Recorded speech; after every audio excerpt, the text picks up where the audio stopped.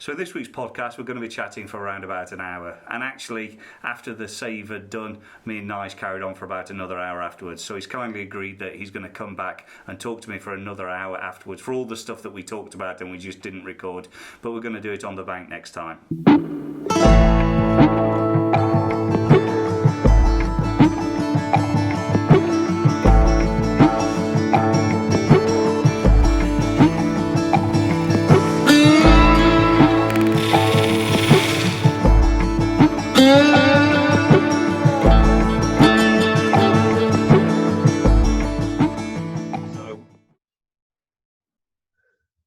Just for you, I brought a Hawaiian daiquiri. I'm going to open it now. Brilliant. You have, it's your fault that I drink top cocktails when I'm fishing. It's all your fault. So, I mean, we've not done a particularly good intro into this. We've just rolled into it. But it's worthwhile explaining that you and I have known each other for at least 10 years. I would have thought so now. Yeah, it was back when forums were all the rage before Facebook, really, wasn't it? It was, yeah. So, I think Facebook just started. Well, it's the only way that anglers really had to communicate before Facebook, and we all just used it. It was a bit clicky. It has. Well, yeah. Was it clicky? I don't know. I reckon it could have been from, if you looked into that one particular site from the outside, it could have been. It could have looked like it, but I think that group of mates, if you like, that we all made on there, I don't think anybody excluded anyone. If someone new come on, that they were welcomed. But if you were just reading through the forum without posting anything and without interacting, you might, I can see how people might have got the wrong idea that it was a bit of a click on there, I suppose. Yeah.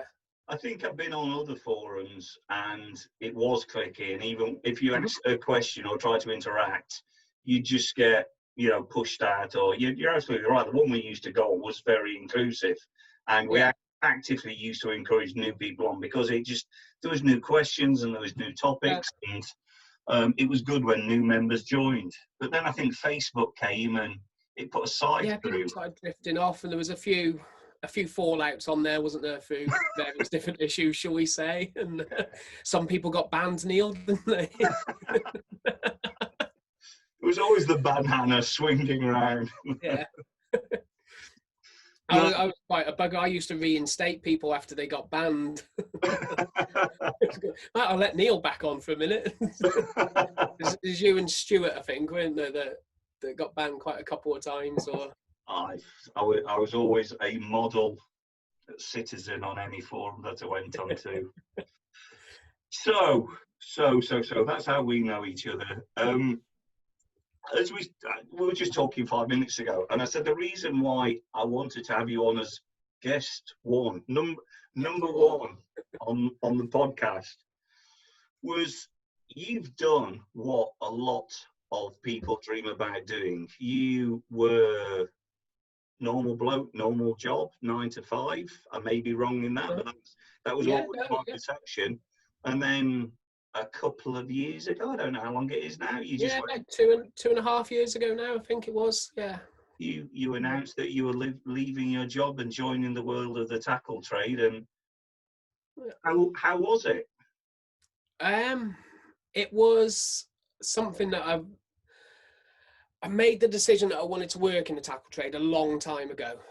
It's something that I wanted to be able to do a job with something, as much as I love building. Like, I was in the building industry before. I started off on the tools as a site labourer, got up to a site agent, and then went into the commercial side of things, doing the buy-in for Barrett Home, major house builders and large contractors. And it was when I went into that commercial side of things, sitting in the office, I was like, I got quite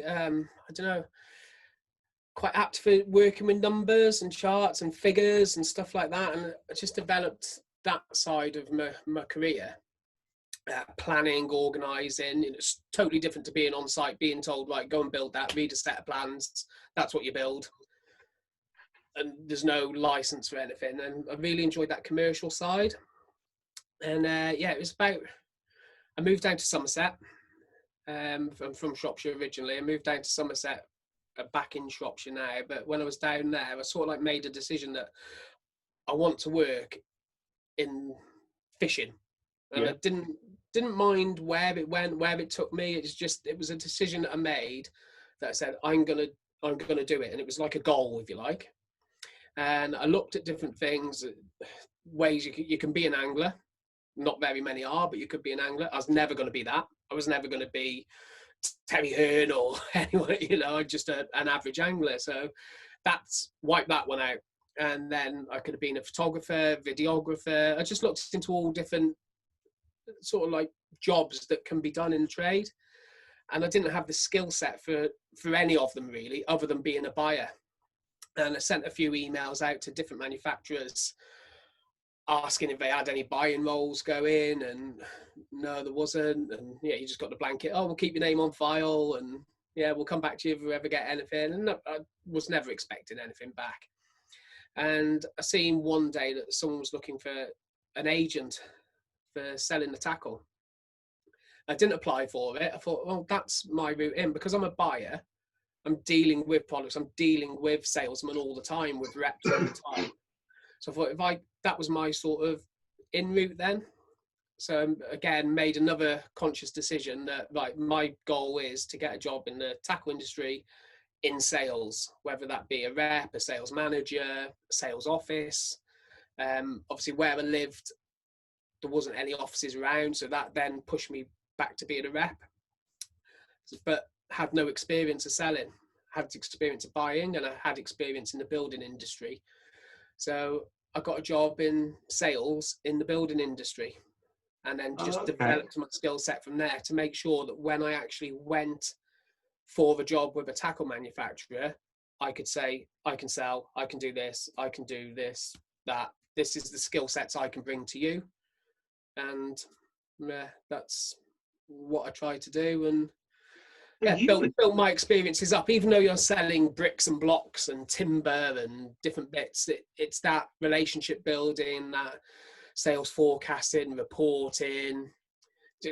Well, yourself from sales side, it's there's a lot more into it than the gift of the gab, if you like. Yeah, absolutely. Yeah, I mean that's a tiny part of it. Yeah, I'd not realised that you'd taken so much time and thought about what you needed, and then took those deviations in your own career to get yourself ready. Yeah, that was always the end goal, was to work for a large tackle manufacturer. It had to be the right one. And Nash was, I've still got a copy of an email that I sent into Nash about, I think it was 2007, so 13 years ago, when I first sort of like wanted to do it. And yeah, I think it was Tom Foreman actually that sent me a mail back. I've got it somewhere in my email chain. I'm sure I could search it out, but yeah, it's basically, we got no jobs going at the moment, but we'll keep you on fire. And that's when I sort of knew I had to give the company something that they wanted or required. Wow. Like I say, I was never going to be a photographer, a videographer. I was never going to be good in front of camera or anything like that. What I could do was sell and work with numbers and that commercial side of things in a commercial department. So yeah, it was a conscious decision a long time ago. But it's taken a long time to come to fruition. So it's about 10 years then from the point that you 13 years probably. 2007 was when I first sent the very first email. And I had a few email chains going back with different manufacturers as well, but nothing ever come of it. And that's when I sort of realized I've got to really up my game here and make them want me, not me want them. Wow. So, but then I got stuck in the building area. Then I met my now wife, moved back to Shropshire, got a new job in sales in Shropshire, and then it all went from there. And it never took a back seat. It was always my end goal. But other things, got married, had kids, blah blah. So I'd done all that, and then I think it was 2.5 years ago. So he's turning 5 in December, so he would have been 2. When I first had my first interview with Nash in December, so it was like, right, he's sort of like settled now. We're very lucky that Joe's parents live next door to us. Right. So we've got good childcare. They're very, very appreciative that I've got them, or we've got them to call back on, because Joe's works in a large secondary school. So she's got a very busy job. She's an assistant head teacher in that. So yeah, she's got a stressful, busy, long hours. So yeah, we're very, very lucky to have Joe's parents next door who help us along the way. So yeah, the time's right then. And sort of like my boss now, James Massey, he was on a guest session on my lake that I bailiff with one of my now customers who's also a member on the lake there. And yeah, I got talking to him, friends on Facebook, and then I was like, oh, if anything ever comes up, let me know, and apply. And yeah, I got the heads up that there was a job coming up and applied for it, went for an interview, and yeah, I was unsuccessful first time at the interview. I didn't get the job straight away. Wow. It took 2 months from my interview to be offered the job. Yeah. So no pressure in that interview then. You just spent 13 years building your career to one interview. Honestly, Neil, I went in, I don't think James had mind or Kevin had mind, but I went into that interview and I had a file like this of some of my old reports, how I've grown an area, how I've worked, like looking after merchants, which in effect would have been the tackle shops, all the strategies, everything like that. And I laid them all out on the desk. I was like, this is how I do this. This is how I can do this. And probably they probably looked at me and thought, look at this. He's come for a fishing interview and he's going all this like commercial sort of corporate bollocks. And Brilliant. Yeah, but it worked in the end. Yeah, eventually got the job, and yeah, it's really good. And I've tried to bring that side into it as well. Try to use it to my advantage. All that experience that I have gained in those 10 years, I've tried to bring it in. I think it's working well. Yeah, good. I'd like to think so. But yeah, very nervous walking into Kevin's office, sitting down. Obviously, being an angler all my life. I'm 42 now. I've fished since I was 5 years old. Obviously, known about Kevin. Yeah. But, walking in there, Kevin Nash walks in. You're like, oh, I never get nervous. I never get nervous in front of anybody, anything like that. But it was like, swallow. But it lasted about 2 minutes, and then yeah, the flow. He's very easy to talk to, Kevin. Good. Yeah. Do you see much of him day to day? No, it's quite a lonely job on the road, you know. Right. In terms of seeing colleagues. Sorry, it's probably worth just calling out what you do now, what the job is and what you do. So I'm an area sales manager, so I cover all the northwest for Nash. So looking after all the tackle shops from Shrewsbury up to Scotland. Well, in fact, now I've just I cover all Wales now at the moment as well. So yeah, I've got quite a large area. Wales, Scotland, and if you drew a line up the Pennines up the middle of the country, and you've got, say, Shrewsbury there, and then straight up, I cover the west of that side. Yeah, so the northwest is my area. So what's a typical day look like for you? Get up, sort everything out at home with the kids and everything like that. I leave the house. I generally leave about 7 o'clock in the morning. I leave my house. You can't really get into the shops till 9 o'clock. And 2 hours traveling is probably an average it's probably between an hour and 2 hours to get to most of my tackle shops. Are quite central to where I live into them. So it's generally about 7 o'clock. I'll leave the house, and then I always like try and make one appointment a day that I need to be at a certain time, and then I fill in the rest of my day around that one appointment, making a couple calls when I'm on the road. Yeah, just dropping into shops. We do a lot of the merchandising, making sure all the displays are up, obviously promoting the new products, explaining them to the shop staff of all the selling points of them and how to sell them to people, what the unique properties are of the products that we do when we have a new launch, for instance. Like we just had a new launch a couple of weeks ago now. So we brought the new zig screws out and the shrinker tool. So there's a couple of little bits with the shrinker tool that we have to, like, you've got to wet the rig and you can't use monofilament. So we just explain that to all the shops and show them the sample, show them how to use it, and then they've got then the tools to sell them. If their customers are coming in and asking them the questions, they should be able to answer them questions straight away. Okay. Just helps that. So, and then we've got the other side of it. It's the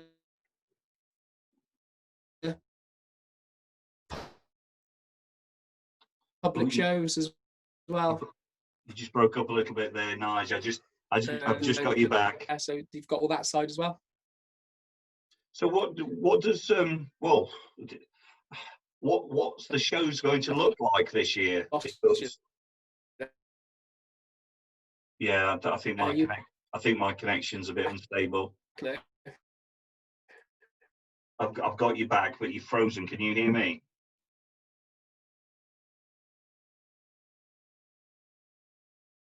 Hello.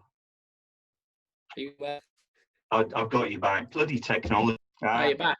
I've got you back. Yeah. I'll edit that somehow.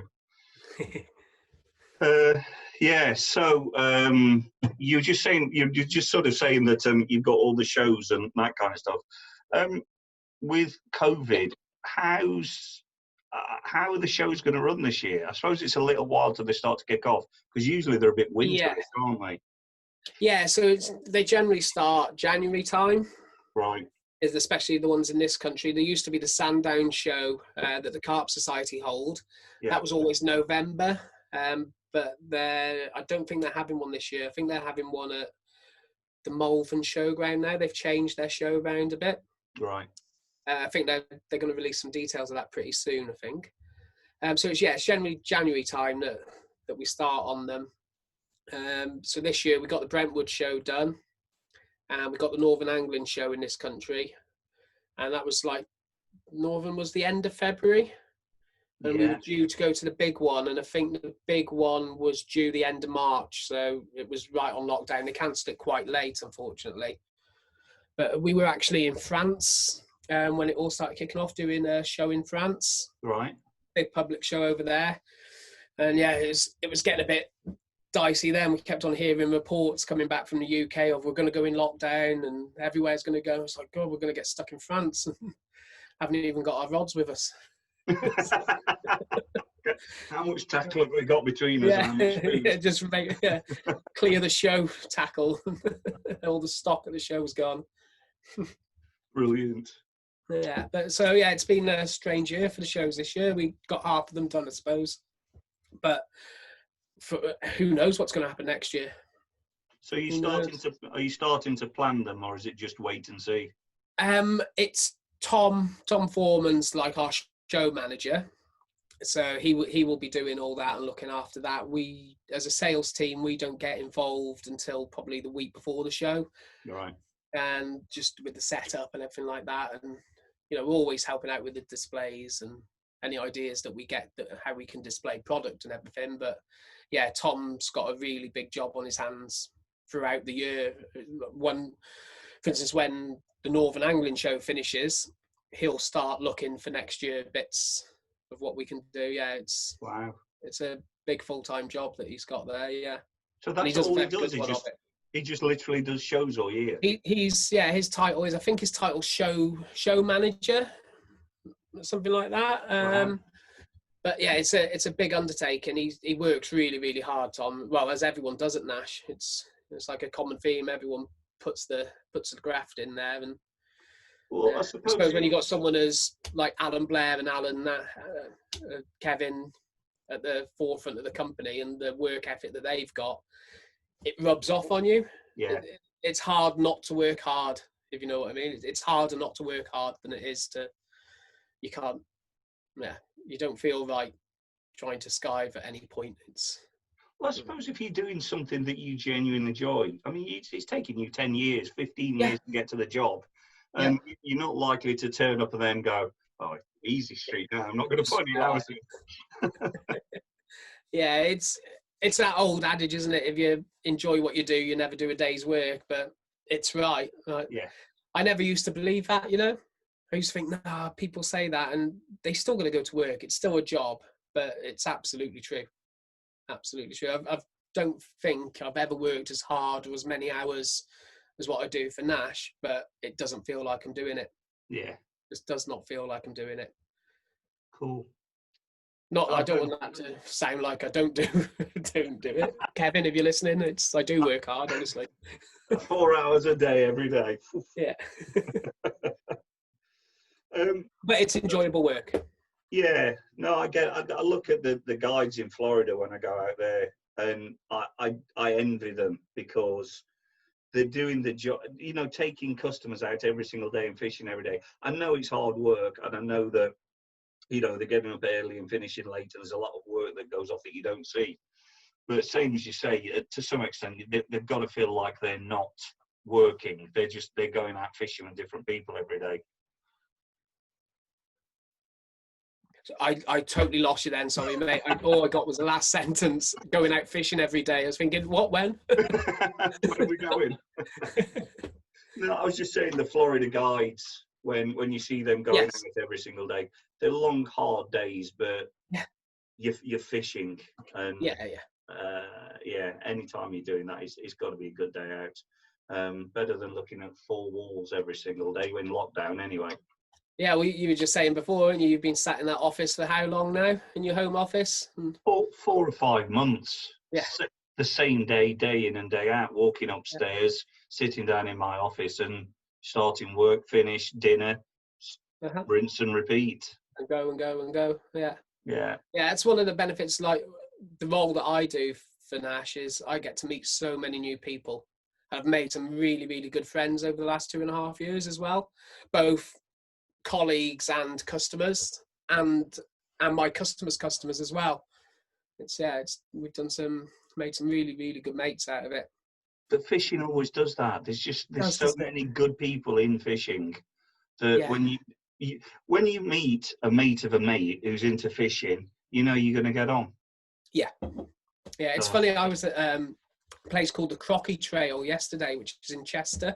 Right. So it's like an assault course for kids, and there's all the big slides. It's a really, really good place to go. But one of the staff members was walking through, and you sort of like walk around the outside of a field, and you've got all these obstacles when you're going round, and then there's a base area where football games, cricket games. It's very sporty. And I'd seen this chap, and he kept on like coming around. He was smiling at me all the time as I was walking around. And I was like, what's he doing? Why is he looking at me like that? And I had a Nash jumper on. Yeah. And he was like, at the end of the day, as we was going out, he made a point of coming over to me. He goes, "You're the first carp angler I've seen this year on this property today." Oh, wow. He said, "I've seen you around. I've kept on trying to catch your attention to say hello." I bet you're glad that's what it was at the end of the day. Yeah, I thought me luck was it. It's like saying to the wife, "He's looking at me funny." Or is it you he's looking at? You can't tell. Yeah, that'd be good if he didn't just come over and push you out of the way and start talking to the wife. So you do get to meet lots of people, and like I say, from like that group that we sort of got together on that forum that we talked about earlier. Yeah, there's people who I invited to my wedding off that forum, and if I had met them in any way other than fishing, they probably wouldn't have been mates. Yeah. They're so different to what my group of mates are like. Yeah. You know, and not just one or two. Everyone's all really different. They're all from different parts of the country. They're all but we're all best mates. Yeah. I can remember, I think it was the winter social we had at Boston. Oh, the famous chili, the frozen chili, Neil. So you need to explain the frozen chili now, don't you? Yeah, if you're ever going to go and do a winter social and you take frozen chili, don't keep it in a cool box to keep cold. There's no need, because on night 2 you've just got frozen blocks of chili and 20 anglers staring at you. Yeah. No, I think it was the first night. We were all just stood in the darkness going, this is just weird, because if somebody had said, 5 years ago, you're going to be stood in the field with a bunch of blokes that you met off the internet who you've never met before. Well, I mean, there's a few of us that sort of Yeah. met before, but it was just some random blokes who got together in the middle of the winter in sludge, stood in darkness, drinking together. It's Yeah. like, it's weird. But you're carp anglers, Yeah. and we all got on, and yeah. It's that one common interest, isn't it, that draws you all together and knits you into a sort of unity. Yeah, it's great. It's great. Yeah. There's always something to talk about. Yeah. There is. And actually, I'm conscious that I don't want to keep you from your family too long tonight. I have got some more from they're you. all in bed. It's fine. It's the trouble, planning these things, and obviously this is the very first one. You think, well, what's an appropriate amount of time? Because you think, half an hour, 3/4 of an hour. But you're right, because you're carp anglers, once you start talking, it's 12 o'clock at night. Maybe we ought to wrap this up. Well, a few more Hawaiian daiquiris, you might be turning me off anyway. The reason why Nigel's got that is we shared a peg on horseshoe one night, and for some reason I was going through a cocktail stage and turned up with you were trying to be serious carp angler, and it was like 11 o'clock at night, and you were still spodding and still throwing sticking. I was just sat on the floor with a cocktail in my hand, and I think even at 3 o'clock in the morning, you were up again and you were baiting, you were feeding again. And I looked out of the bivvy. I was like, no. You were force feeding me pina coladas at one point, and that sort of that stayed with me, because that must have been about coming on 10 years ago, maybe. That was. Is it really? Yeah, it's got to be. Jesus. Got to be around that sort of time. But now, even I'll go fishing when I go with Alan Blair. We have strawberry daiquiris and mojitos, and all the shows that we go to. We just drink cocktails. I'm just a great fan. I don't really drink much beer now. It's brilliant. I'm a cocktail drink, but it's a very expensive night out. So here's a question. Now you're rubbing shoulders with some really good quality anglers. There's no two ways about it. Nash have got some brilliant anglers. They have, yeah. How's that affected your fishing? Do you pick up bits here and there? Because obviously you've been fishing as long as me. You've been fishing 30 years. Yeah. So I've always thought you to be a good angler. But yeah, what's that been like? I don't think you can help but let anglers like Alan, like Kevin, like a lot of them at work there, Ollie Davis, for instance, they cannot not rub off on you. Yeah. I do, other than the socials that we go on, that we arrange with Mick and everyone like that, most of my fishing is overnighters, one a week. Yeah. 1 night a week. If I do anything more than 12 hours, 12 hours is a long session for me. I normally put the kids to bed at 7, half 7, they're asleep, go down the lake, which luckily is only half a mile from the house, so I haven't got the travelling time, which is ideal at the minute. And then I'll be away from there 8 or 9 o'clock in the morning. So 12 hours is about a average weekly session for me. What I've learned from Alan especially, and Ollie, is that short session angling. Right. And they are masters at it. Alan can just go drop on and catch for fun, if you like it. They can just find fish and catch them. They know exactly what to do, and that's really helped me in my fishing. Right. Because I've gone from pre-kids and pre-married. I was a session angler, like fishing horseshoe 3 nights a week, stuff like that. And I worked hard, and I'd move on fish, and I've never been someone just to sit in one swim and sit it out and bore them out. I've always worked hard. But when you see the effort that them guys put in, it does rub off on you. Right. And I'll go down after work for half an hour and sometimes catch fish. Sometimes I won't cast out, but if I find them, I'm pretty confident that I've got a chance anyway. Yeah. I've got at least a chance. And so over the last 2.5 years working for Nash, they have rubbed off. I was going that way anyway in my angling because of kids and a busy lifestyle at home. But some of the things I picked up off them's unreal. Yeah. turning up in the dark, for instance, and getting out on a boat and dropping rigs and spotting fish. Alan, like, he fished my lake last summer, and he wasn't going to fish. We had a few cocktails. He wasn't going to fish. It got to about 11, 12 o'clock, and we were ready to bed. He goes, "So I'm just going to go out on the boat and just have a look."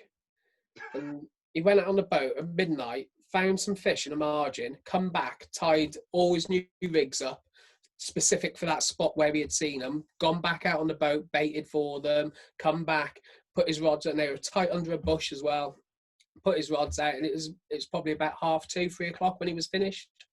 And then I think it was just before first light, so it's summer, so it's probably about 4:30, 5 o'clock, and he had a mid-30 off there, and he wasn't going to fish. So we went from going to get a good night's sleep to not going to bed till 2:30, 3 o'clock, and then getting up again at 4:30, 5 with a fish. And then we went and done a show the next day.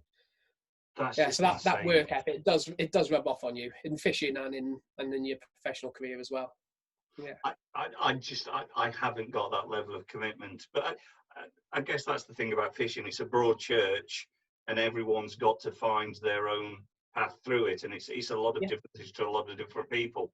But it is the best thing about fishing is it doesn't matter what you do, as long as you get your enjoyment out of it. Yes. What I do, someone might not get the same enjoyment as what I get out of it, and I don't really like, as long as I like a good 3-night session with the lads, if we're having a bit of a social where it's a bit, but even then at Horseshoe, you mentioned it before, I've still got to fish. I'm still up at 3 o'clock spotting. I've still got to be, even though it's a big social, I still felt the need that I'm actually fishing. I need to, couldn't move swims or nothing, so I worked what I could to get one out of there. And to your credit, it was a social. We were elected certain swims. We were probably the furthest away from any fish. They were all in the other side, and occasionally we saw them sort of coming down the lake. They wouldn't get to us, did they? They didn't.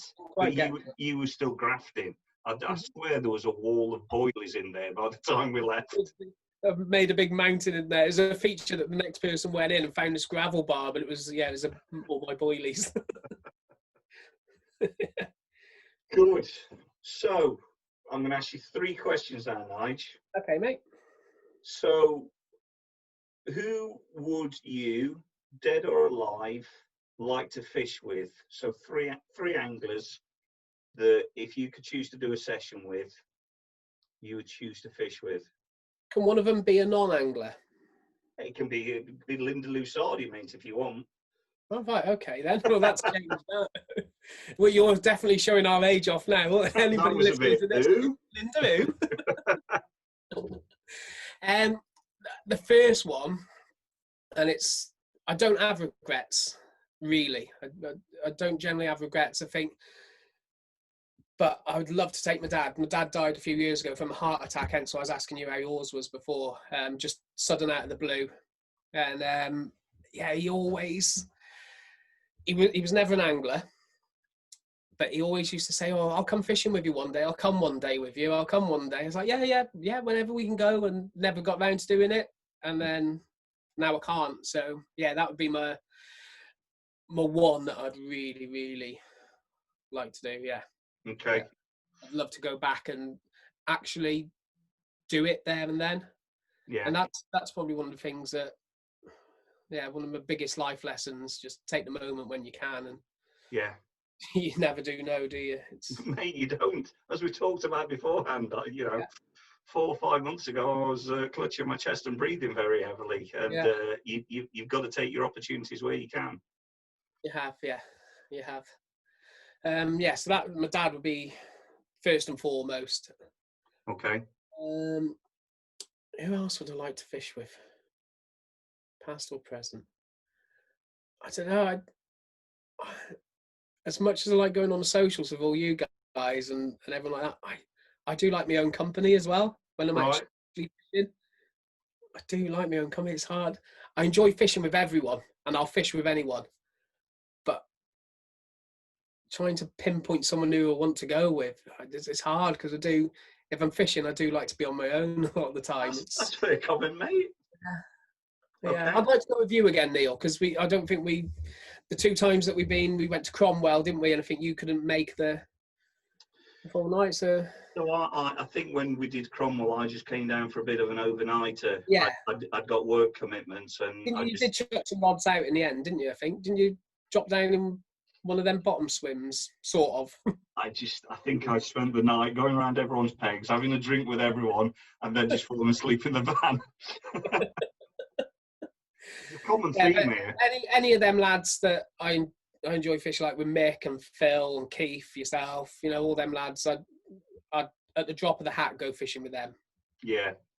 We probably ought to arrange something where we stand a chance of catching some fish, and not in the middle of the winter or some of the ridiculous things we've done. Yeah, I think the main drawback of that one was there was an actual bar on the fishery, which was open and warm. Less said about that, the better. A wedding on that you guys tried? I didn't go. The wedding? No, I didn't go. no. I for once I kept my rods out on that one. Yeah. So on to venues. 3 favourite venues you've fished. Horseshoe is definitely up there as one of my favourite lakes. Okay. I've got a lot of love for Horseshoe. There's something about it. Every time I go on there, I just feel right. Yeah. Yeah, I just feel I love it there. How is it these days? I don't hear much about it. Oh, it's great. It's Right. great. Yeah, great on it. I went with Alfie from work a couple of weeks back, and yeah, we had a couple of fish, and yeah, it's fantastic. Okay. The people are lovely down there. All the bailiffs are really nice. And Miles, obviously, who runs it there, who runs the carp site here, get on well. I've got lots and lots of, well, again, I was talking about before, I've met a load of mates fishing Horseshoe who I'm still in contact with, even though I don't fish there very often. I probably go once or twice a year, Right. normally through work, when we do a show or something there. So yeah, Horseshoe's certainly in the top 3. The lake that I fish now, that are bailiff now, as I've fished that since I was a kid, on and off. So that's got a special place. And there's one up in Ellesmere, one of the big meres in Ellesmere, Right. Which I sort of like call my retirement water. It's going to take some time to crack. Unfortunately, it's all non-publicity up there, but yeah, that's got, again, when I was a kid, I used to fish it as a kid, and yeah, it's probably what got me into carp fishing. I used to night fish for the bream and eels, funnily enough. Right. Yeah. I'd sit up all night. I say night fish. I'd sit up all night till about 2 or 3 o'clock in the morning, then go to sleep for an hour, and then get back up again and get the quiver tip back out again, or the swing tip back out for the bream. And I actually got a run off something which I can only presume was a carp. And yeah, that sort of like got me interested in it. It's like, oh, what the hell is a snap? Pole snap, and then yeah, it's like, well, I need to, and it went from that to putting 1 rod out all night for carp, to then 2 rods, then as I'm sure it does with everybody our sort of age. I'm sure that's how the majority of us progressed into it. Yeah. I used to do this when I first started going carping. I'd carp through the night, get up at dawn, and same as you say, get a swing tip out, put some ground bait out, and then swing tip through the day. Yeah. I mean, I don't even think you can buy swing tips anymore. I don't think you've been able to buy a swing tip for 20 years. Yeah, and you used to have to get in your way to put your target at the end of your quiver tip. Yeah. Targets used to have the dartboards. Sitting there watching one of them all day. It's funny, I find stuff like that in the garage occasionally, and I'll go, well, I'll throw that away, and then I go, oh, but I might need it one day. It's like, yeah, we're going to use that again. Yeah.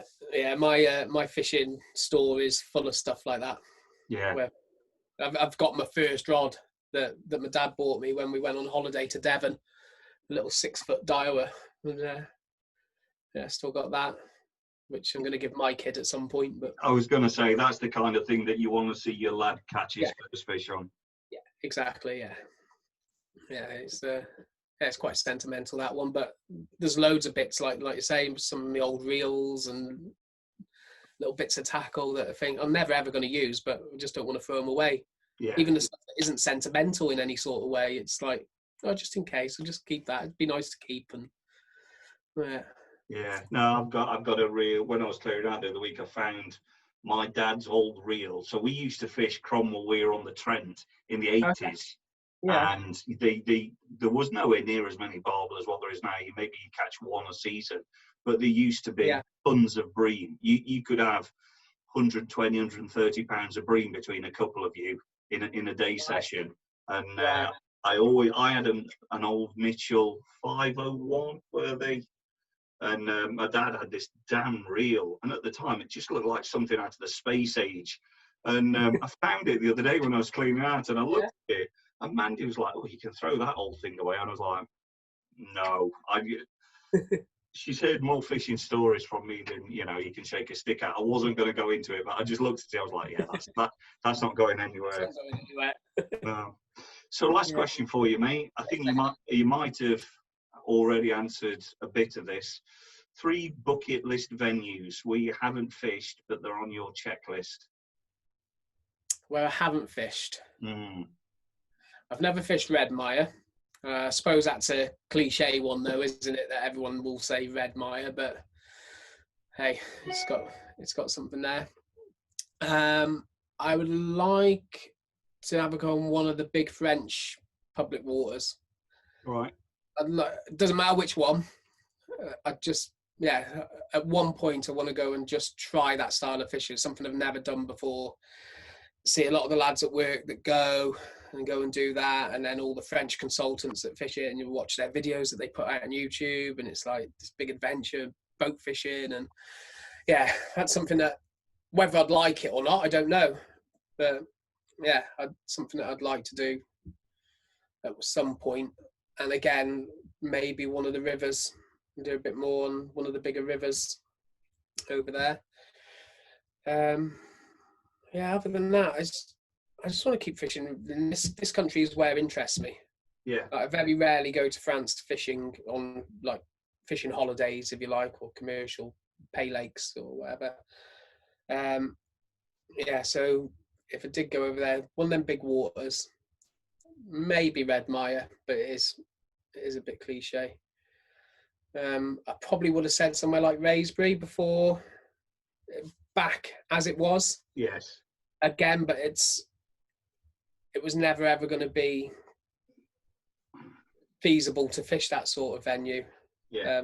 With the travelling and everything. I've got one like that at home, like I say, that will do me for when I retire. But yeah, I don't know. I'm just happy just fishing wherever. I just like fishing. I go wherever it takes me. I'll go fish I anywhere. just like fishing. Yeah, I It's do. funny, it's funny though that you mentioned the French waters. I think we've all been through that stage where we've gone out and we've done the pay lakes and took the families away, and it's a nice. But when you first go, it's fantastic, especially coming from the north, because I didn't see a £40 carp until I went to France, Uh-huh. and it kind of distorts your mind, and suddenly you want to go over there. And then I think over time, well, certainly for me, you see them as French fish, and that's not to say that there's anything wrong with them, Yeah, but definitely. it's kind of like holiday fishing, and I don't want to come across as poncy, but it's not my proper home fishing.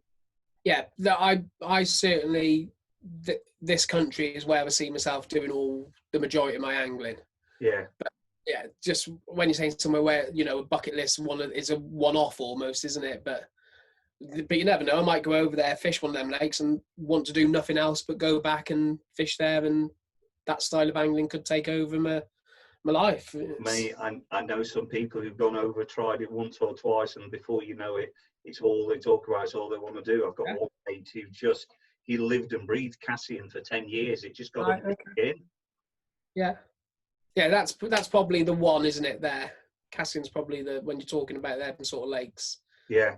History and yeah.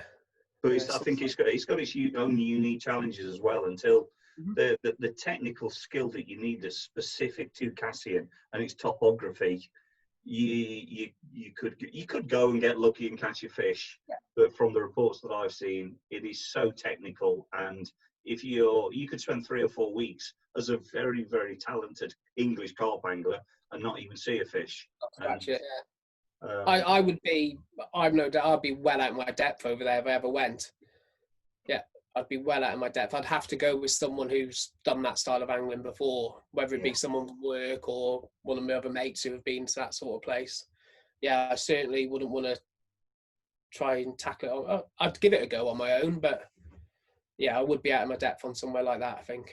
Yeah. I'm very confident I can catch a fish wherever, but it's not that I'm not confident in my own ability, but it's different, isn't it? It's a different way of thinking and angling altogether, I think. Yeah, I mean, having heard the reports from people I know who can fish it, I'd just be pissing in the wind.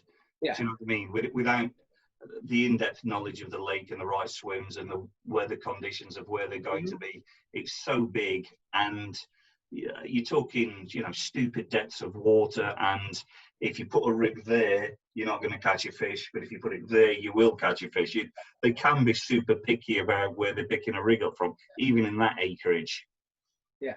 I know, there's people like Briggsy who have fished it all their life, basically, haven't they? And I'd happily go on a holiday with Briggsy over there and just live off his experience. Yeah. But I suppose if you went on there enough times, you'd crack it eventually, wouldn't you? Or at least come somewhere near, at least have an acceptable go at it. Yeah. Well, I saw the transition in my mate, he's a very decent angler. He's been fishing as long as we have in the UK, and he's got some big fish to his name. But seeing him go for the first couple of years and come back despondent because he'd heard about it, and he kept going, met some Dutch lads who gave him some clues and some tips, came away, thought about it, applied it, then caught a fish, and then went, oh, okay. Then went back again and caught a few fish. And he got to the stage over 10 years where he could go and catch fish, not at will, but on a very, very regular basis. But it took him a very, very long time. And he's a good angler. Mm-hmm. Yeah. Yeah, I think they've got their own special challenges, haven't they? Yeah. And someone once told me that there was some really big bats over there as well. So that puts me off a little bit. I don't think I could deal with super bats. Yeah, apparently they're massive over there. But mate, how have you managed to fish all of this time with being scared of birds? I don't know. Anything with wings: bats, ducks, swans, geese. And I don't like slugs either. I'm not very fond of slugs. So it's like everything that fishing is. I don't like anything by the lake. Yeah.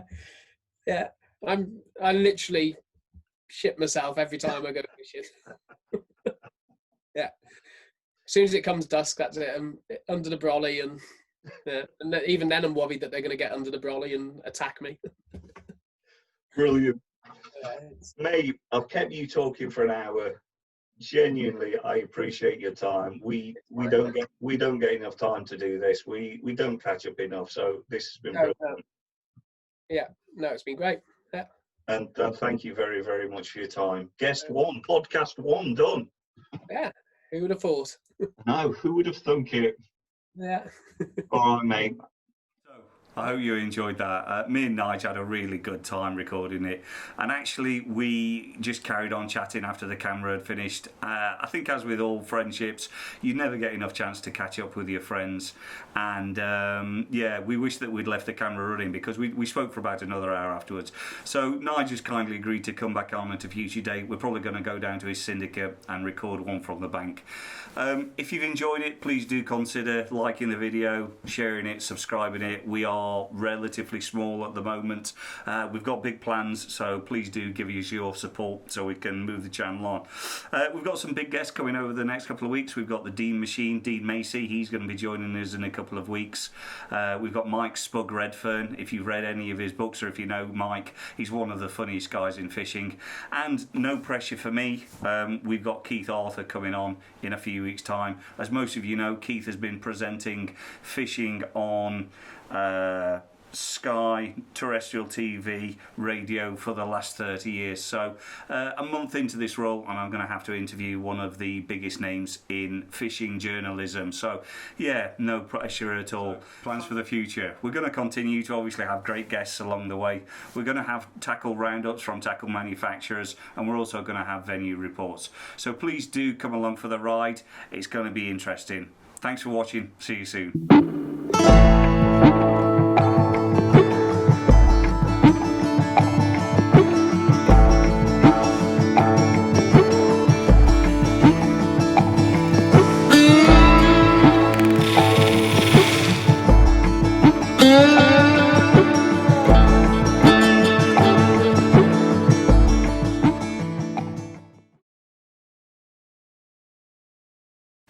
So, meme review. No, it's fine. Leave it.